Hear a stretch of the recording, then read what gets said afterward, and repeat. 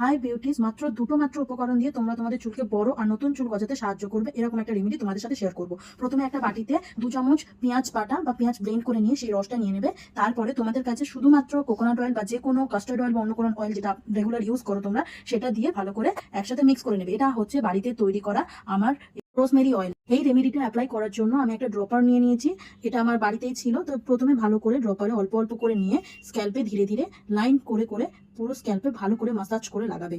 অতিরিক্ত পেঁয়াজের রস একদম ইউজ করার দরকার নেই, চুল রুক্ষ হয়ে যাবে। আবার অতিরিক্ত তেল দিয়ে আবার চুলটাকে একদম পুরোপুরি অয়েলি করারও কোনো প্রয়োজন নেই। অল্প অল্প পরিমাণে দুটো মিক্স করে দিয়ে তারপরে ভালো করে মাসাজ করে 1 ঘন্টা বা 30 মিনিট রেখে দিয়ে তারপরে একটা মাইল্ড শ্যাম্পু দিয়ে ভালো করে শ্যাম্পু করে নিয়ে সুন্দর করে কন্ডিশনার লাগিয়ে আর একটা সিরাম ইউজ করতে পারো। বাস এই বেসিক রুটিনটা ফলো করলেই কিছুদিনের মধ্যে হেয়ার গ্রোথ দেখতে পাবে। আমি অবশ্যই এটা কন্টিনিউ করবো, আর যে রেজাল্টটা আসবে সামনে তোমাদের সাথে শেয়ার করবো। Thank you for watching. Please আমার চ্যানেলকে সাবস্ক্রাইব করে তোমার আইকন ক্লিক করে রাখবে। অবশ্যই লাইক